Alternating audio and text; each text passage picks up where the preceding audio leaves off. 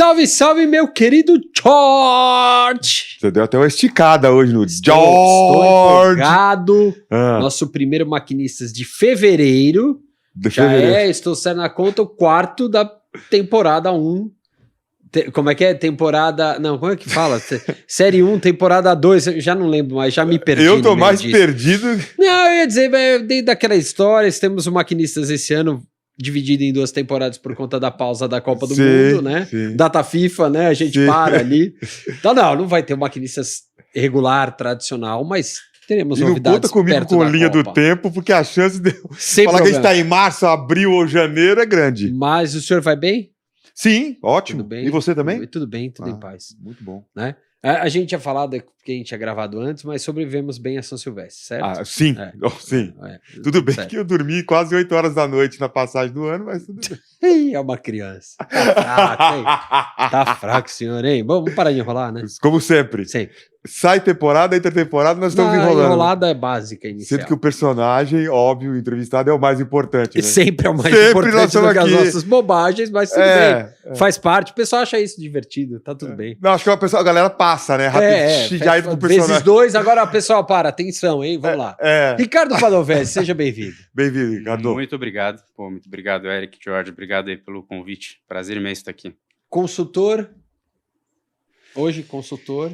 Sim, executivo de negócios no esporte, entretenimento. Eu acho que é um bom... maquinista da nossa indústria. Um maquinista. É como eu tenho me posicionado ultimamente. Posicionado desde agosto, mais ou menos, do ano passado. Exato. Depois de ter entregue na Live Mode o Mundial de Clubes pela Casé TV, é isso? Exatamente, perfeitamente. Antes da Casé TV, o senhor esteve, vamos ver se eu não erro na minha linha do tempo, Clube de Regatas do Flamengo. Exato. Executivo Comercial. Anteriormente, N Sports. Executivo Comercial. E anteriormente 7 anos de Palmeiras. Sociedade Esportiva Palmeiras. Exato. Exclamação. Exato. Saudoso. Perfeito. Saudoso Roberto Avalone. Como também executivo comercial. E antes do Palmeiras? Antes do Palmeiras eu fiz um pouquinho de tudo. Eu sempre gosto de falar que eu sou um publicitário não convicto. Eu me formei na faculdade de publicidade sem muita convicção que eu queria ser publicitário, de que caminho seguir. E acho que os anos que se seguiram foram um exemplo disso. Eu fiz um pouquinho de tudo. Trabalhei em agência, trabalhei em empresa, em multinacional, tive agência. Antes do Palmeiras eu fui sócio de agência, foi uma aventura grande também. E acho que, de fato, assim, eu gosto de falar que a minha carreira, como ela começou a partir de 2015 mesmo, a partir do Palmeiras. Chega no Palmeiras do Paulo Nobre para trabalhar no comercial? A convite do grande Roberto Trinas, né, que hoje está aí no Flamengo, para compor o time de marketing na posição de gerente comercial, cuidando especificamente de patrocínio, mas com olhar também para tudo que envolvia B2B, de certa forma, né? Então, às vezes, no programa de sócio-torcedor, no Avante, fazer aquela relação com as empresas, né, que estavam dentro do programa, mas o foco principal sempre olhar para patrocínio mesmo, que foi que eu fiz que eu venho fazendo aí na sequência. E no Palmeiras, naquela época que tinha Crefisa, já fechado com Crefisa? Já tinha Crefisa. Com aquela relação... sim. Que era praticamente... Era exclusividade, né? Sim. E ali a gente precisou de muita... Assim, um grande aprendizado, né? Que tem percorrido a minha carreira até hoje. O patrocínio, você fecha o negócio de patrocínio, mas o patrocinador está lá dentro, né? Então você tem que cuidar muito bem dele durante toda a permanência dele no clube, né? Na plataforma esportiva, na entidade, por aí vai. Mas a gente teve que, de certa forma, ser muito criativo, né? E o Crefisa é um parceiro importantíssimo, né, para aquele momento.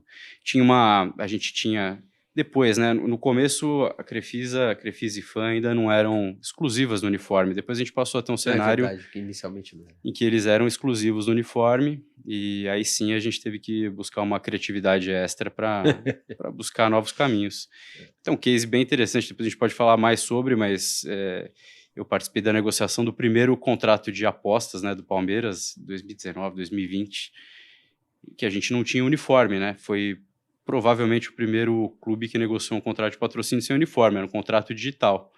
Diferente, mas que, de certa forma, me ensinou muito sobre novos caminhos, né? Sobre caminhos alternativos ali de patrocínio. E você mostrando o faro para levar o assunto porque ele quer, na verdade porque a gente quer também, você já nessa posição de consultor, fechou, vamos dizer assim, intermediou todo o patrocínio da Rivalo à Federação Paulista de Futebol, que particularmente, e não é porque você está aqui não, e foi até um dos motivos para a gente te trazer para cá, que foi finalmente um patrocínio diferente de tudo que foi feito até agora de bet. Tudo que teve de aposta até agora, acho que esse foi o patrocínio mais diferente que a gente viu, e, neste ano especificamente, talvez o único grande patrocínio fechado, né? Como é que foi esse... Conta pra gente um pouquinho dessa história desse patrocínio. Eu acho que pra gente falar desse case, Eric, a gente... Primeiro, é inevitável, né, a gente falar sobre a Federação Paulista, a visão de negócio da federação, né? A federação vem fazendo um trabalho incrível, né, muito profissional, com uma visão de negócio, uma visão estratégica muito grande. Toda a turma lá trabalhando muito bem, né? O presidente, Reinaldo, Bernardo Itri, Larissa, Bruna, todo o time trabalhando muito bem. É impossível a gente começar falando desse case sem trazer esse ponto, né? Essa visão. É um projeto da federação, projeto de patrocínio coletivo, e sem falar também da própria Rivalo, né? Que uma marca que teve a coragem e a ousadia de também acreditar num projeto inovador, né? Que não deixa de ser um projeto bastante inovador e que foge um pouquinho do óbvio, né, dos patrocínios, dos contratos de patrocínio esportivo. A Rivalo também, com todo o time lá, também teve um papel fundamental. Então, acho que a junção desses dois lados foi o que ajudou esse projeto a acontecer. E o meu papel foi justamente dar suporte para os dois durante esse processo todo de negociação, né, e apoiar os dois lados. Mas eles são os grandes protagonistas desse projeto, que eu acho que segue um pouquinho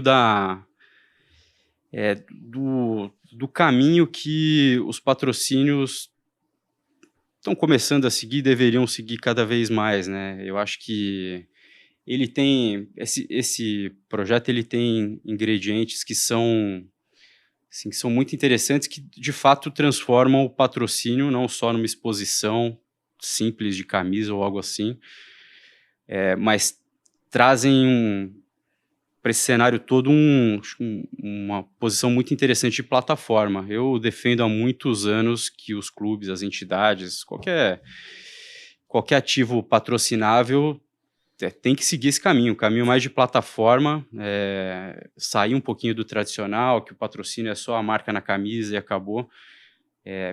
Esse case, ele é 360, né? Então, a Rivalo, com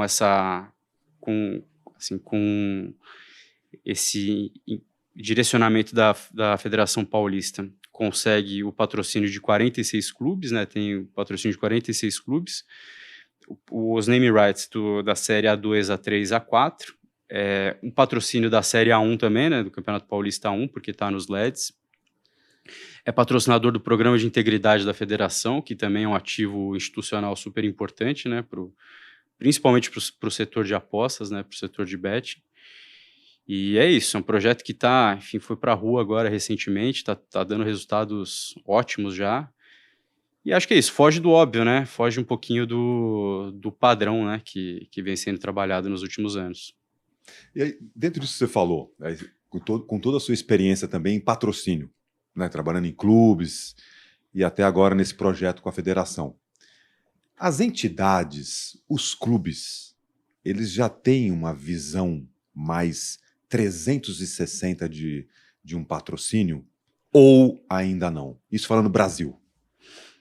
Ótima pergunta, e acho que sim, eu diria que sim. Diria que essa visão ela está se aperfeiçoando e se aprimorando ao longo dos anos.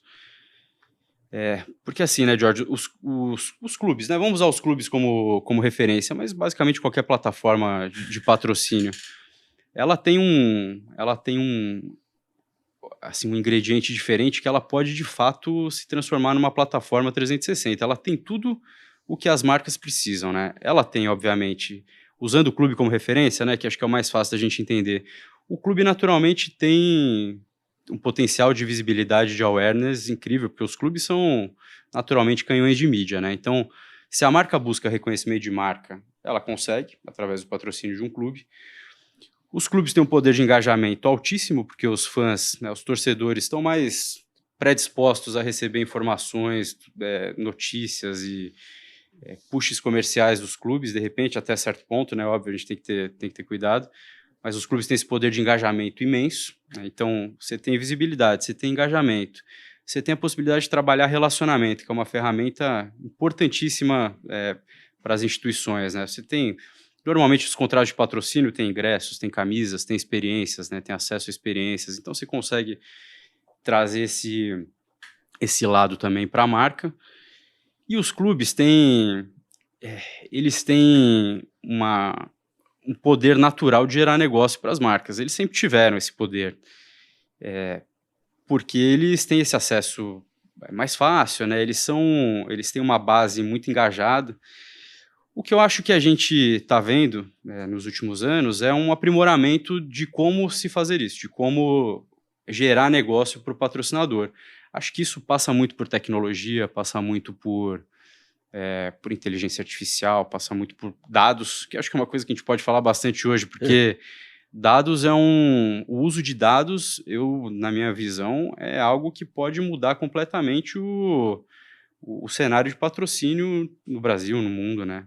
Eu acho que a partir do momento que você consegue entender cada vez melhor quem que é o seu fã, quem é o seu consumidor, e o que ele está mais propenso ou não a comprar, a adquirir, você consegue dar mais resultado comercial para o patrocinador. Assim, é óbvio que no final das contas, eu acho que tudo faz parte de uma engrenagem, né? A marca patrocinadora ela vai ter resultado pela junção de tudo, né? E acho que a visibilidade, a construção de marca que ela ganha, no médio prazo, vai dar esse retorno. É óbvio que se você tem duas marcas, vai chegar um momento do funil ali que o consumidor precisa escolher para que lado ele vai seguir. Muitas vezes essa construção de marca, esse recall de marca que foi sendo construído ao longo do tempo vai fazer diferença nesse last mile, né, da conversão. E acho que conversão é uma palavra muito usada para o segmento de apostas, né? Então, acho que tem muito a ver com isso também. Mas respondendo a sua pergunta, acho que sim. Acho que os clubes e as entidades estão... que tem muita gente boa trabalhando nas suas estruturas, né? Muita gente profissional com olhar inovador e profissional, estão cada vez mais entendendo a melhor forma de se posicionar como plataforma 360, e acho que daqui em diante a gente vai começar a ver cenários cada vez mais bem resolvidos nesse sentido, né? Muito com o uso da inteligência artificial, de tecnologia e de dados, principalmente. E até um ponto que você trabalhou, você falou da questão de conversão e tudo mais, a gente começou o Brasileirão, 7 clubes sem uma marca de apostas na camisa, diferentemente dos 20 que tinham no ano passado. O que está acontecendo nesse mercado? Eu acho, Eric, que é uma mudança de formato, de fato. Assim, o pessoal fala, pô, a bolha estourou. Eu não sei se necessariamente estourou, se o dinheiro está acabando. Eu não acho que seja nada disso. Eu acho que, de fato, é uma mudança um ajuste de rota, talvez. Né? As marcas estão operando há algum tempo aí no Brasil. Eu acho que teve um momento ali em que elas precisaram buscar comprar espaço no mercado, né? Comprar o seu market share ali. Isso foi muito feito através de visibilidade, de reconhecimento de marca. Então, acho que teve um aporte grande, um investimento grande nesse momento inicial. Mas a gente falou de plataformas 360. Acho que o modelo está se afinando para, eventualmente, seguir caminhos um pouquinho diferentes, né? Então, de repente, contratos de patrocínio que consigam entregar o viés da conversão, da geração de negócio de um jeito mais afinado, talvez consigam ditar esse novo rumo aqui dos modelos de patrocínio. Então, eu acho que é um ajuste de rota mesmo. Acho que é um momento que eu imaginei que fosse acontecer mesmo, porque é uma mudança de objetivo. Acho que as marcas tinham alguns objetivos no ano passado, né? Eu ia falar no passado, mas é exatamente no ano passado.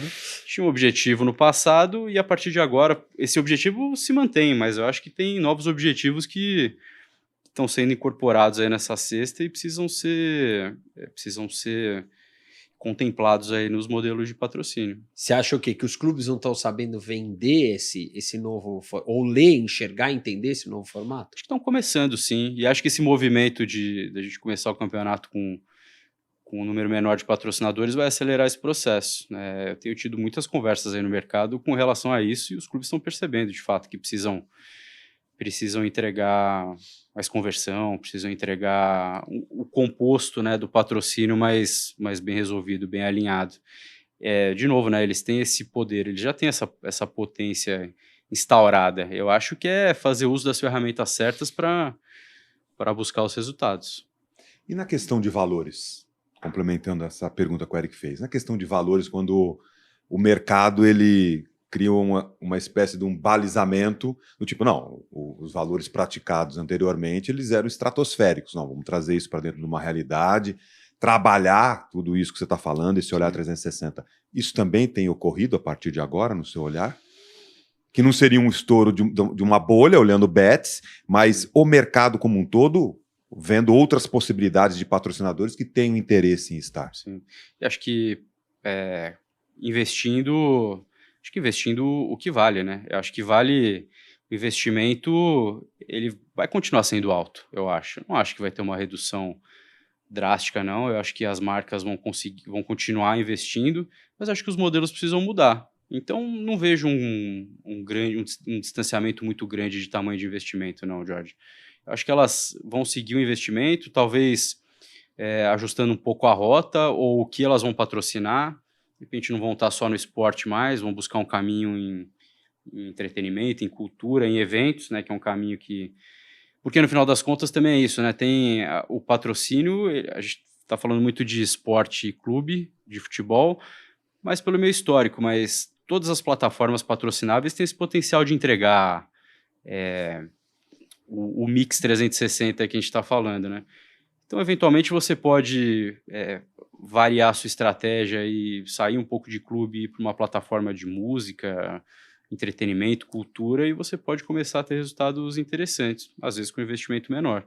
Então, mas, por exemplo, talvez eu também não tenha conseguido formular corretamente a minha linha de raciocínio, mas, por exemplo, saindo só do segmento de bets, outros segmentos do mercado, da indústria, enfim, tem interesse em estar patrocinando um clube de futebol, mas os valores praticados estavam lá em cima. Existe um olhar do tipo, não, eu não vou conseguir praticar aquele valor, mas eu tenho interesse em estar presente. Sim. O mercado está se balizando também dentro desse tipo de parâmetro no seu olhar? No meu olhar, sim. Na minha visão, sim. Todos os outros segmentos são patrocinadores históricos, né? Sim. Assim, a grande maioria.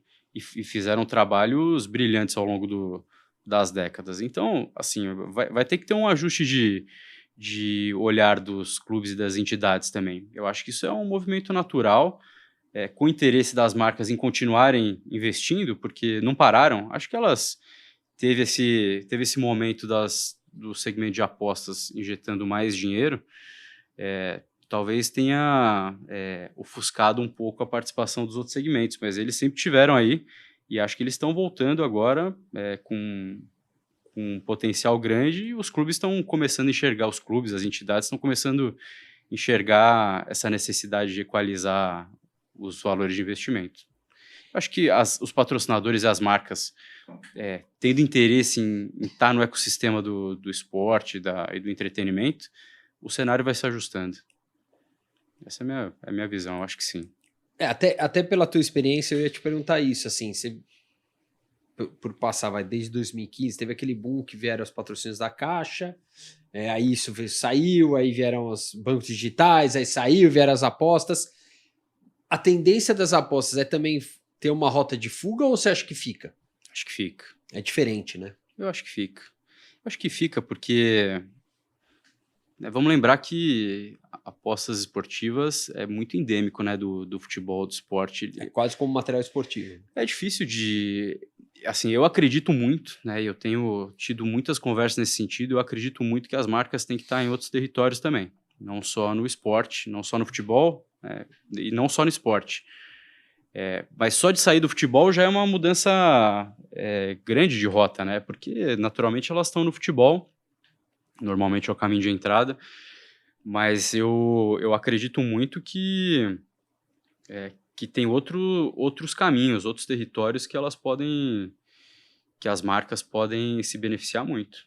E aí, num sentido de construção de marca também, é óbvio que você tem o call to action muito rápido, né, da aposta no futebol, mas você pode ir para ambientes que a aposta não é tão óbvia, mas que você pode construir marca em territórios diferentes, atingir novos públicos, né? Você foge um pouco daquele heavy user de apostas, né? E você vai para um público novo, que também é interessante, importante. Então, acho que sim, acho que tem um caminho fora do futebol, principalmente. Eu vejo excelentes oportunidades aí também. E fora do esporte também, de certa forma.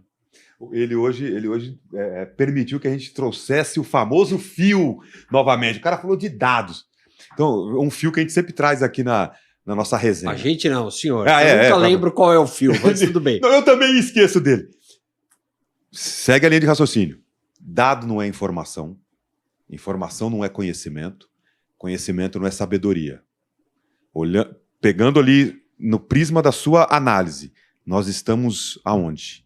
Quando a gente fala de futebol e de como os clubes trabalham, toda essa base enorme de fãs, a gente está onde? Dado não é informação, informação não é conhecimento, conhecimento não é sabedoria. Brasil. Pergunta difícil, assim. Até porque você quis botar no mesmo balaio um monte de gente, hein? Tentando fazer ficar mais fácil pro Ricardo aqui. Eu acho que... Não vou saber colocar na linha do tempo aí exatamente, mas eu tô me engajando muito nesse tema, porque inclusive, quando eu saí da Live Mode ali no meio do ano passado, eu acabei me juntando e me associando a um pessoal que vem trabalhando dados, um escritório de inovação que vem trabalhando dados de um jeito assim, super interessante, que é muito maduro, talvez aqui seja o gancho. Desenvolve um trabalho de dados, inteligência artificial e entendimento de propensão muito grande em outros mercados mais maduros e está começando agora a trazer para cá. Atuar no esporte, mas começando pelo futebol, especialmente no futebol. Então, assim, eu acho que os outros mercados já são mais maduros, acho que já começa a ir por esse caminho, né? Eu acho que o esporte, ele talvez de todos tenha o maior potencial, né, de entender através da análise de dados e de uma análise de propensão, do uso da inteligência artificial, tecnologia, tem um potencial imenso porque tem um público muito engajado. Eu acho que esse trabalho, principalmente no B2C, né, nos programas de sócio-torcedor, vem acontecendo recentemente para entender exatamente quem que é o seu fã e o que você pode extrair dele. Mas acho que a partir de agora a gente está entrando numa era diferente e acho que muito disso catapultado por essa dificuldade maior de fechar acordos de patrocínio, né? Então acho que não estou conseguindo encaixar nesse seu fluxo, mas eu acho que o mercado do esporte ele está atrás dos outros mercados, do ponto de vista de maturidade de uso de dados, mas está caminhando muito rápido para um avanço. E ele tem um ponto que você citou aqui, que é isso, né? O torcedor naturalmente, e o fã, não só no futebol, né? O fã naturalmente ele quer passar informação, né? Sim, sim. Isso ajuda demais, né? Ele está mais propenso, né? Ele está mais aberto. Ele confia mais no clube, né? Ele está mais engajado. Ele se sente parte, né? É diferente, né? O senso de comunidade, né? Eu não sei exatamente o dado, mas eu sei que, usando um dado clássico, né, que é os e-mail marketings, né? Eu sei que as taxas de abertura de e-mail marketing para enviados por clube é muito maior que a média, por exemplo. Porque o clube quer receber mensagem o torcedor, o fã quer receber mensagem do clube, né? Quer saber o que o clube tem para falar para ele, né? De novidade, de promoção, de oferta. Então o fã está muito mais aberto, né? Só que até hoje, na minha visão, a gente vem seguindo esse caminho muito óbvio, né? De disparo de e-mail marketing, ativações em rede social, quando eu acho que, na verdade, a gente está indo para um caminho de fato conhecer o fã, né? Não conhecer quem ele é, mas o que ele está mais direcionado a fazer, né? Se ele se, por exemplo, ele é um cara que está mais apto a apostar, por exemplo. Se ele aposta, se ele está apto a apostar, em qual plataforma ele está apto a apostar, com que frequência e por aí vai. Então, acho que isso só é possível através do uso de dados, né? E da leitura correta desses dados, né? Da jornada de consumo desse fã, né? O que ele faz quando ele entra no site, como que ele percorre ali o caminho até fechar o programa de sócio-torcedor dele, ou se ele entrou no carrinho, comprou o ingresso, não comprou, se ele saiu, por que ele saiu, o que ele consome, se ele consome produto licenciado, se ele compra o produto da marca de material esportivo. Então, eu acho que é mais ou menos nesse caminho. Sabe por quê? Porque, tipo assim, é óbvio que o que eu vou trazer agora é uma discussão ampla. Mas, por exemplo, vende-se, invariavelmente, determinado clube tem X milhões de torcedores. Para realmente fazer uma análise, né, mais coerente a partir do que você está colocando, precisaria se trabalhar muito bem essa questão, né, de dados, isso virar informação, virar conhecimento, para que a gente estivesse olhando para mercado mesmo, né, um parâmetro mais real. Né? Porque, por exemplo, a gente ouve o Corinthians e seus 30 milhões de loucos. Será que ali na hora que você vai colocar, ó, vem cá, vamos fazer esse cara aqui, esse cara consome aqui, X tempo, consome esse, ele tá na arena tanto. Talvez não seja. Ou trazendo realmente para uma análise mercadológica, sim, além da narrativa, sim, ou além da venda dessas pesquisas que são feitas. Sim. Não sei como é que você olha com a sua visão de profissional do mercado. Eu acho que isso vem sendo trabalhado há um tempo já, Jorge, e acho que a gente está chegando num momento em que isso está virando realidade. O que acontecia? Os clubes sempre tiveram torcidas gigantescas, uma base de fãs muito grande. Acho que normalmente eu não sou especialista nesse tema, obviamente, né? Minha atuação sempre teve mais do lado do B2B, menos do B2C, né? Que é a relação com o fã. Mas essas bases, elas sempre foram muito fragmentadas, não necessariamente você tinha todas elas unificadas no mesmo lugar, né? Você tinha a sua base de venda de ingressos, né? de ticketing, tinha a base de venda de produto, você tinha a sua base de rede social e não necessariamente elas se falavam entre elas. Acho que isso que causa essa fragmentação, né? Essa falta de unidade, de entendimento da base. Os clubes já vêm trabalhando isso há bastante tempo, né? Essa integração de base, os data lakes, né? Isso é um negócio que, assim, eu conheço muitos clubes que hoje têm data lakes que unificam essas informações dentro de um mesmo repositório e estão aptos a trabalhar essa base de um jeito, assim, muito inteligente. Isso até outro dia era... Não dá nem para pensar num negócio desse, né? Isso já é realidade. Como é que você vendia, por exemplo? Vamos montar um plano comercial de um Palmeiras, de um Flamengo, pô, estamos falando dos dois grandes colossos hoje do futebol brasileiro. Como é que era montar essa apresentação para venda? Esses dados vocês buscavam o quê? Disposição de mídia de Ibope com e ponto? Engraçado que essa visão de plataforma que eu estava comentando agora há pouco é uma visão que eu e o time do Palmeiras, Flamengo, falando de Palmeiras, que é mais distante, né, 2015, 2016 lá, a gente já vendia essa visão de plataforma. Eu sempre acreditei muito que o clube tinha esse potencial de envelopar o negócio dele, né, para entregar com os assets, entregar tudo que as marcas precisavam. Mas dava mais trabalho, né? Era mais trabalhoso, você tinha menos acesso a dados. Então enfim, a gente se pautava muito, obviamente, no tamanho da torcida, no poder de engajamento, mas essa última milha aí, né, de conversão, né, o dado, você saber exatamente quem era o seu público, o que ele estava consumindo, a gente não tinha tão desenvolvido, né? Eu comecei a ver isso sendo desenvolvido ali a partir de 16, 17, mas era mais desafiador, muito mais do que hoje. Hoje em dia o cenário é outro.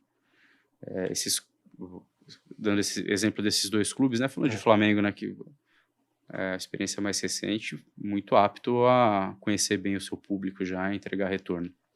E já tem usado esse discurso também na hora de aproximar do mercado, claro, né? Claro, total. Porque, voltando, né, para aquele ponto de novo, acho que não dá para a gente não seguir esse caminho. A gente não tem mais espaço para achismo, né? O setor de apostas acho que está exatamente nesse momento. Não tem como você fazer um investimento alto e supor que o retorno vem. Você precisa você precisa ter embasamento, né? E acho que muito desse embasamento vem através da tecnologia e dessa narrativa de venda que os clubes vêm colocando na mesa, né? Vêm colocando nas propostas. Era o que? Era um... Desculpa, George, eu tô empolgado aqui. Mas Não, era mais um trabalho, você acha que as apostas estavam fazendo de branding ali, de marca mesmo, de reconhecimento de marca, de ver a tua marca lá, de mostrar-se ao mercado? E agora mudou isso? Eu acho que não mudou. Eu acho que era prioritariamente isso. E agora está tendo um... Obviamente sempre pensou em negócio. As marcas sempre pensam em negócio, em conversão, em call to action. Não tem como fugir disso. Mas eu acho que talvez o objetivo fosse outro. Num momento, o objetivo de construção de marca e de ganho de mercado, de recall, eu digo que fosse maior também, porque, de novo, né, o resultado, acho que mexer o ponteiro comercial, ele é sempre fundamental. Mas eu acho que o objetivo principal era esse, naquele momento, né, de ganho de mercado. E acho que agora está tendo esse ajuste aí para buscar caminhos mais... que convertam mais eficientes do ponto de vista de negócios. Olhando para o mercado europeu, o futebol precisamente, você vê que eles estão muito à nossa frente quando a gente fala dessa questão de dados? Acho que sim, mais maduro. Eu acho que sim, acho que a gente está buscando... Não é um abismo, tá, George? Eu acho que os clubes estão muito bem desenvolvidos no Brasil, né? Estão seguindo esse caminho. Eu acho que talvez os clubes lá fora, as entidades lá fora, começaram antes, um pouco. Mas eu vejo os clubes se movendo muito bem e muito rápido para chegar nesse mesmo patamar de eficiência. Acho que o trabalho está sendo bem feito. Porque nós entrevistamos, né, o Eduardo Toni, né, do São Paulo, Sim. E até eu cheguei a perguntar para ele, que, se não me engano, ele foi para a Inglaterra, não sei precisamente agora, não me recordo do clube, acho que foi o Manchester City, se não me engano. Foi o City. Que ele falou foi o City. E que ele ficou impressionado com a estrutura, né? Não só o número de pessoas, mas a qualidade dos profissionais, o nível. E ele ficou impressionado e ele comparou com a estrutura que ele tinha à época no São Paulo, né? Olhando, e também com a sua experiência de mercado, quando você vê o que você vivenciou no Palmeiras mais lá atrás, mas tem o Flamengo mais recentemente, nós estamos também muito distantes, quando a gente pensa em estrutura, para poder alavancar uma série de ações, de plataformas, de desenvolver uma série de potencialidades que determinados clubes têm e que ainda isso não é possível de ser realizado, por não termos qualidade e quantidade de pessoal trabalhando nos clubes. Até pela visão do próprio clube. Não é necessário investir aqui. Isso está mudando? Como é que você analisa? Dá uma geral para a gente. Acho que está mudando. Tenho certeza que está mudando. De novo, né? O mindset dos clubes acho que tem mudado muito. Das entidades, né? De certa forma, mas dos clubes, acho que o mindset tem mudado muito. E acho que a estrutura segue acho que a partir do momento que você entende que algo é importante para você fazer negócio, para você ter uma gestão mais eficiente, você vai buscar gente capacitada no mercado. Tem muita gente capacitada no mercado. Mas acho que é uma questão de mindset mesmo. Acho que a partir do momento que se entende que não é gasto, né? Você não vai pegar esse dinheiro, vou jogar esse dinheiro fora aqui para trazer uma tecnologia, investimento, né? E esse investimento vai te trazer retorno, e vai te trazer retorno em contratos mais eficientes, melhores, né? Com investimento maior, você vai atrás da solução, né? Então, eu acho que as entidades, os clubes no Brasil estão se movimentando rápido para isso. O que você sentiu de diferença ali de Palmeiras e Flamengo, de trabalhar essa área comercial dos dois clubes? Acho que os clubes têm particularidades, assim, todos os clubes têm as suas particularidades. Os dois clubes, gestões muito profissionais, né? Times muito capacitados. Então, assim, a gente enxerga mudanças porque você está lá dentro todo dia e tem mudanças sutis da própria cultura, né, de cada clube. Mas, em essência, os dois clubes são muito parecidos do ponto de vista profissional, estrutural, divisão de negócios. Os dois clubes enxergam o futebol como negócio, né, que que é importante, né? Então, assim, para mim o abismo não foi tão grande, né? O Palmeiras e o Flamengo são são clubes que têm essa visão que, enfim, está se refletindo hoje, né, nos resultados, mas essa visão de profissionalismo, né? Os dois clubes têm muitas semelhanças nesse cenário. Parece muito que são clubes hoje que exigem uma excelência de quem está trabalhando ali dentro, sim, né? Sim, Acho que isso totalmente. não tem mais aquele, como o George gosta de dizer, o somebody love, aquela somebody coisa. Isso não existe. Não Em clubes desse tamanho, isso não existe. E é um ambiente propício para inovação, pegando Palmeiras e Flamengo, no que você é propício para podemos trabalhar essa questão de inovação nos mais variados. O ambiente é propício. É propício e as mudanças elas vão acontecendo muito rápido. Acho que teve uma mudança de cultura grande, né, nos últimos anos, né? Óbvio que antigamente, quando a gente olha para o futebol, para gestões passadas, era muito diferente, mas isso foi sendo quebrado ao longo do tempo e os ambientes têm sido bem ativos para inovação, para caminhos novos, para uso de dados, uso de inteligência artificial. Isso tá fluindo bem. Acho que está seguindo um caminho rápido. E você acha que eles vão manter essa hegemonia que está se vendo dentro de campo também, pelo que tem feito fora? Como é que você está sentindo um pouco isso? Porque os dois despegaram também comercialmente. Sim. Né? Foram os dois que foram lá para cima comercialmente também nesses últimos anos. Sim, acho que tem outros clubes fazendo um bom trabalho também. Acho que é um caminho sem volta, né? Acho que todo mundo enxergou já que é um caminho sem volta, que não dá para você não dar devida atenção para questões bastante estratégicas, né, dentro dos clubes. Então, eu acho que os resultados hoje, de fato, eles são um desdobramento do que foi feito antes. É inevitável a gente ter essa clareza. Eu acho que vão continuar nesse caminho que vem seguindo, mas acho que tem muito clube fazendo um trabalho bom hoje e tentando encurtar a distância, se aproximar dos dois. E aí, olhando por esse prisma que você acabou de comentar, com todos os movimentos que vêm acontecendo, tanto por parte da CBF, né?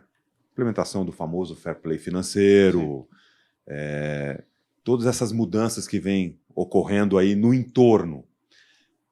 Você acredita, como você falou agora, que esse caminho que está sendo trilhado e que já vem aí Palmeiras e Flamengo com uma distância considerável dos demais, é inevitável? Vão ter que todos ter um olhar de gestão para sobreviver como negócio além da questão esportiva. Sem dúvida. Vai ter que ter um olhar de gestão. Sem dúvida nenhuma. Não tenho dúvida nenhuma. Sobre isso, eu não tenho dúvida. Acho que esse olhar de gestão, o olhar profissional sem amadorismo é inevitável, fundamental para os clubes que querem não sobreviver, porque os clubes têm base de torcedores grandes, os clubes têm um poder imenso, mas para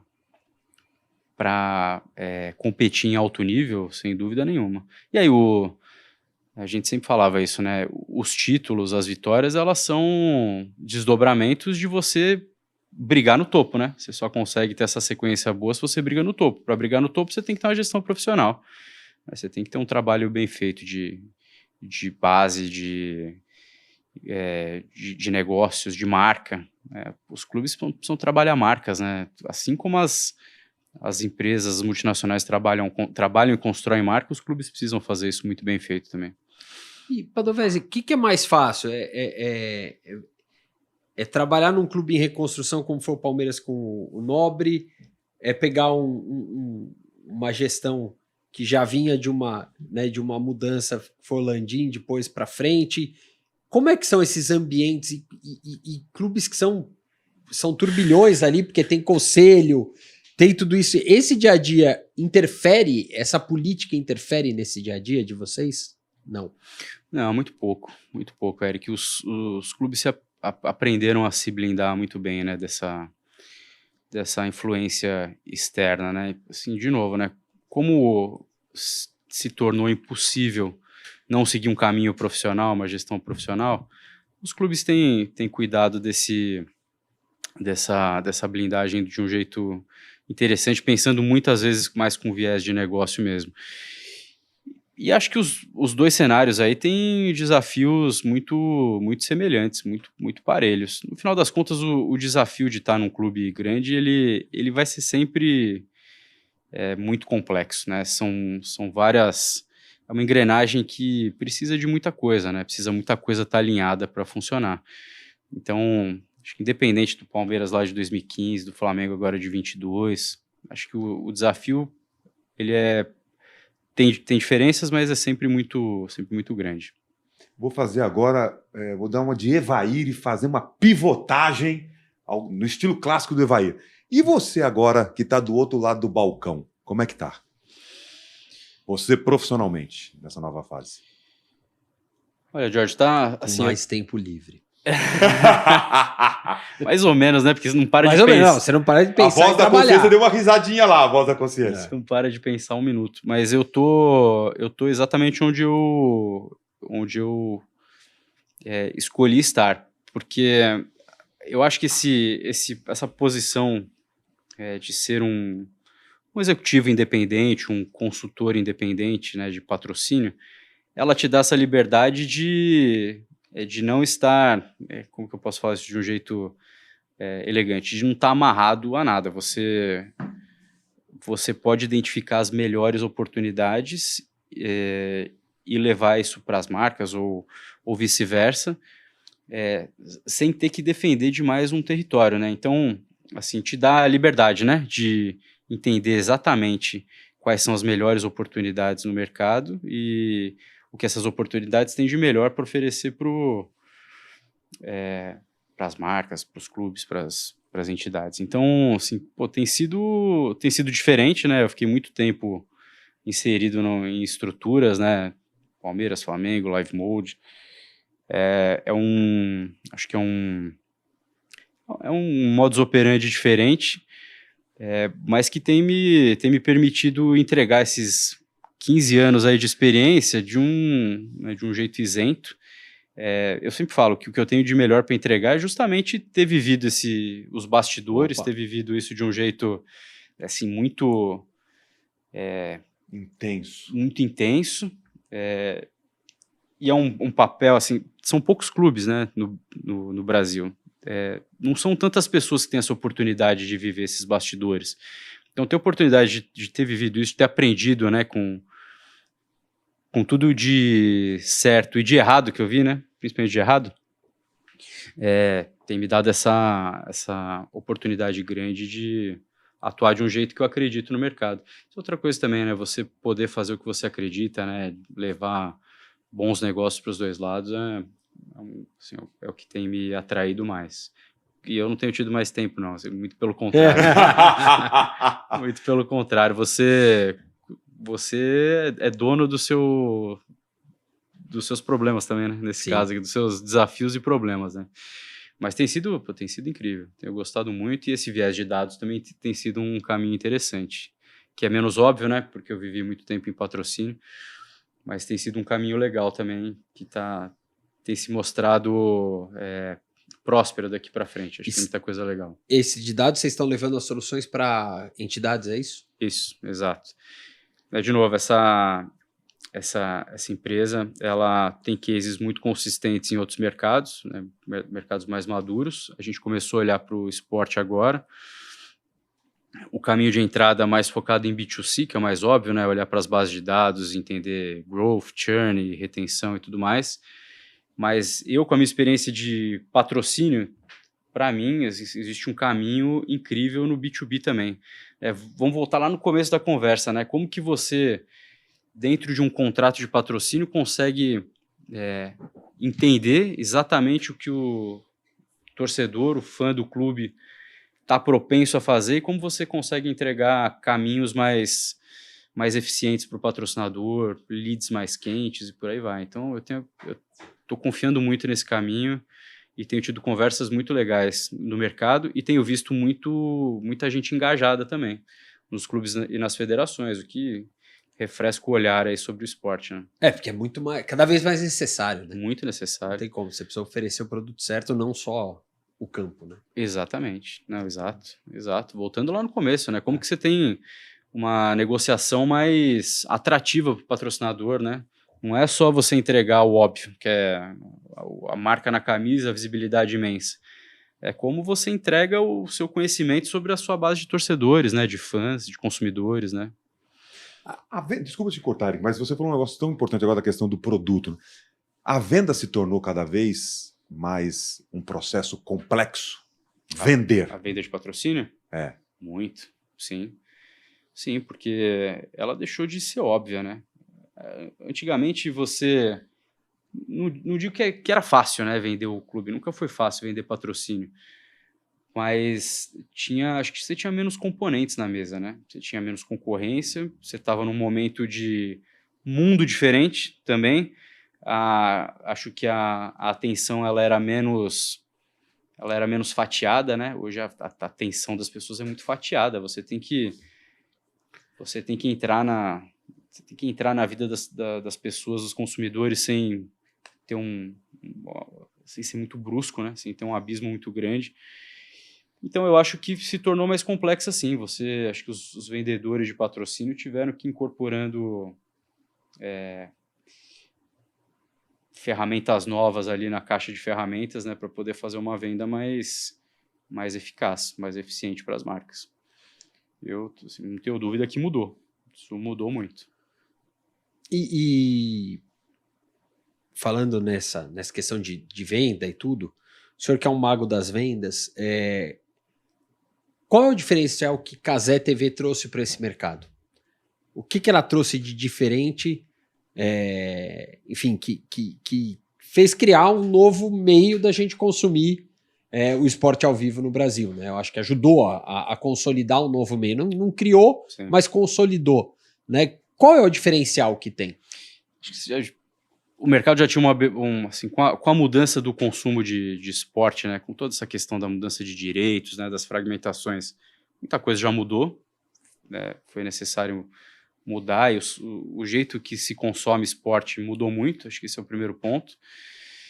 Cazé TV tem assim, além da audiência muito grande, do engajamento muito grande, a gente falava muito lá que tem o jeito Cazé TV de fazer, né? Tem um acesso muito bom a um público que passou a consumir esporte dentro desse novo contexto da fragmentação dos direitos, então passou a consumir esporte multitela, né? Hoje em dia é muito raro você sentar na frente de uma TV para assistir um jogo, né?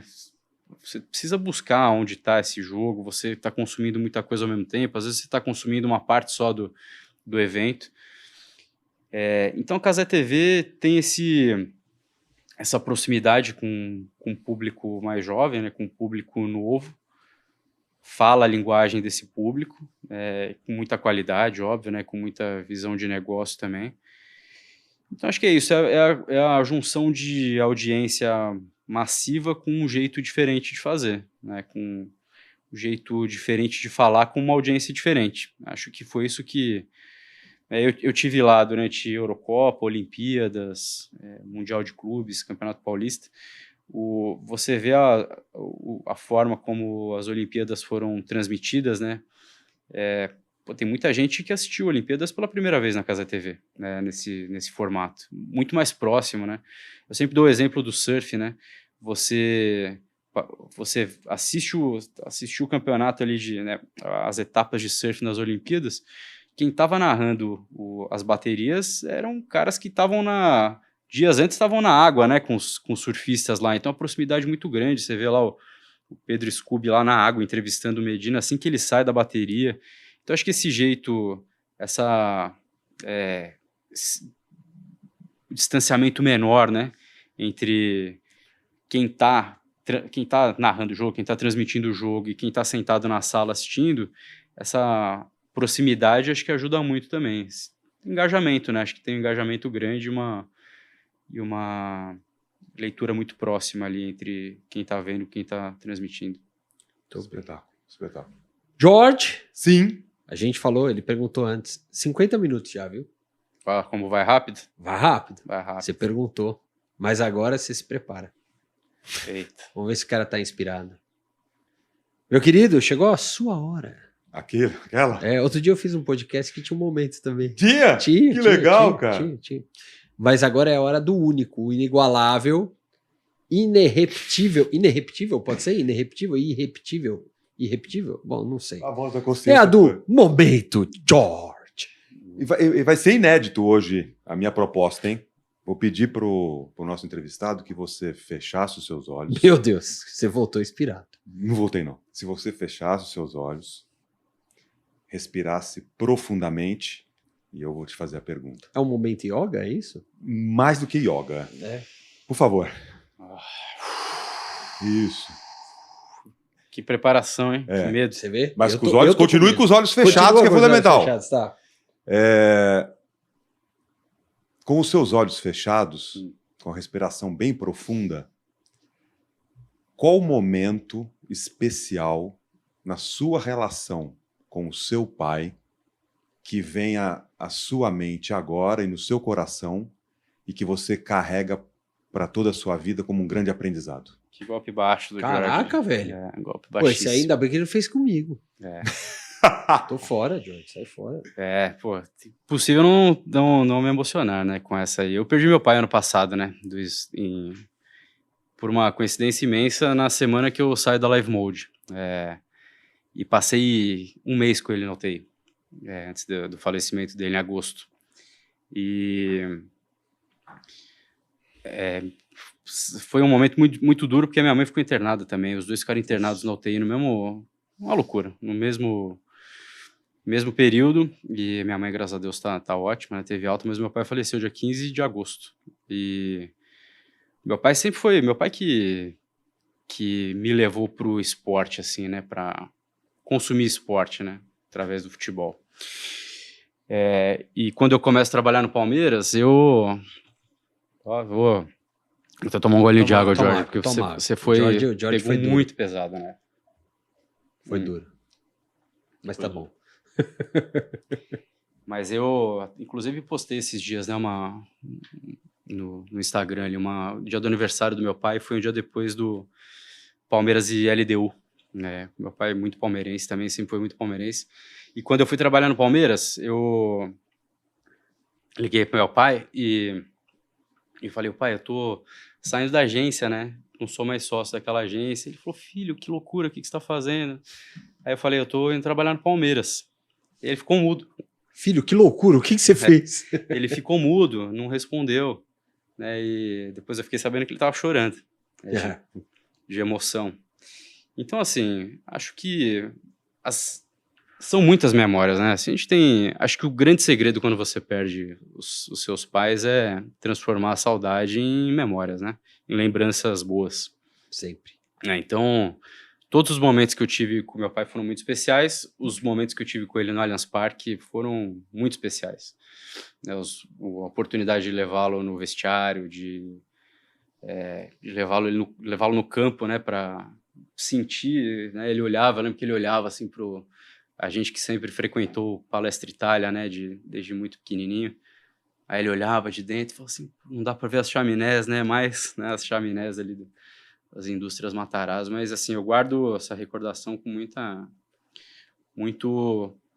amor, né? Enfim, depois de 2015, tudo que eu fiz na minha carreira, eu sempre me pauto muito no que eu aprendi com meu pai. Então, são muitos momentos e todas as decisões que eu tomo na minha vida e decisões profissionais, pessoais, são pautadas pelo que eu aprendi com meu pai. Então, não tem uma memória só, George, acho que são muitas coisas. E eu tento construir isso com meu filho também, né? Da melhor forma, que acho que é o que a gente pode fazer, né? Levar esse legado adiante. Eu também estou emocionado agora, porque eu vivo isso também com meu filho, né? Cada vez mais.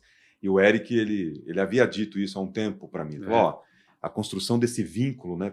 Na relação com o esporte, com o filho, né? É algo assim muito especial. E eu tenho vivido isso com meu filho, então ao ver você respondendo, e eu vi o seu post, né, no Instagram, né, que foi o que me inspirou a fazer essa pergunta, porque eu me coloquei ali também na relação que eu vivo com meu filho, então também estou emocionado. Sabe que tem uma coisa assim, que é dura, né? Depois que eu saí de casa, né, que eu fui morar fora de casa, eu sempre ligava pro meu pai depois dos jogos, né? Palmeiras, depois do Flamengo também, né, porque eu sabia que ele estava torcendo. A gente sempre se falava depois dos jogos. Eu acho que essa é a principal dor, né? Você não poder ligar, porque foi o que me inspirou nesse post, né? Acabou o jogo, eu estava feliz, e eu estava sentado lá na sala, eu falei, estava faltando alguma coisa, né? E acho que isso que é muito, muito legal do esporte, do futebol, né? Não é só o jogo, né, cara? Todo mundo fala que não é só o jogo, né? Mas não é mesmo, é tudo que envolve isso, né, cara? É um fenômeno social, né? É diferente. É o que você tem você guarda de lembrança. O esporte tem essa capacidade de colocar coisas no teu coração que não saem mais, né? Não sai, sem dúvida. Se seu filho ligar e falar, pai, eu vou trabalhar no Palmeiras, qual a resposta você dará pra ele? Vai em frente, pô. Eu falo isso pra todo mundo. Quem tem essa oportunidade de trabalhar no futebol tem que abraçar. É uma oportunidade incrível. Muito bem. Muito bem, hein? O George já tinha feito isso antes ou foi... Cara, já teve alguns momentos, mas é que hoje essa de respirar fundo, fecha o olho, ele abusou no preparo. Mas foi muito bem. Ele abusou, foi bem. De vez em quando, ou de vez em nunca, eu acerto. Não, você acerta, você sabe. O momento George foi criado de supetão no primeiro piloto de maquinistas e ficou muito legal, porque foi espontâneo e esse que eu acho que é o charme mesmo, é espontâneo mesmo. Espetacular. Muito bem, Ricardo Padovese, muito obrigado, hein? Eu que agradeço. Que aula, hein? Eu que agradeço, um prazer estar aqui com vocês, falando um pouquinho de coisa que eu falo todos os dias, né? Eu falo de patrocínio todos os dias, é bom poder estar aqui sentado falando um pouquinho aí para todo mundo. Estou super à disposição de todo mundo para falar sobre. Eu realmente gosto muito de falar sobre patrocínio, então estou muito à disposição para conversar sobre o assunto. E dados também, né? Que é um assunto novo aí. Muito bem. Já tem, então, depois disso daqui, já ficou convite, nosso colunista. Né? Opa! Agora é com ele. Prazer. Ele vai dizer, olha lá, prazer. Já fechamos. Jorge te manda mensagem. Eu converso com você, tá? Tudo certo, tudo mais. Prazer. Muito bem, gente. É isso aí, ó. Diariamente, maquinadesporte.com.br, @maquinadesporte nas redes sociais. Ricardo Padovese hoje dando uma aula aqui pra gente. Patrocínio, dado, formação. Emoção, né? Tudo isso e um pouco mais. Até semana que vem, George. Sim. Obrigadão, Ricardo. Eu que agradeço. Obrigado. Tchau. Um abraço.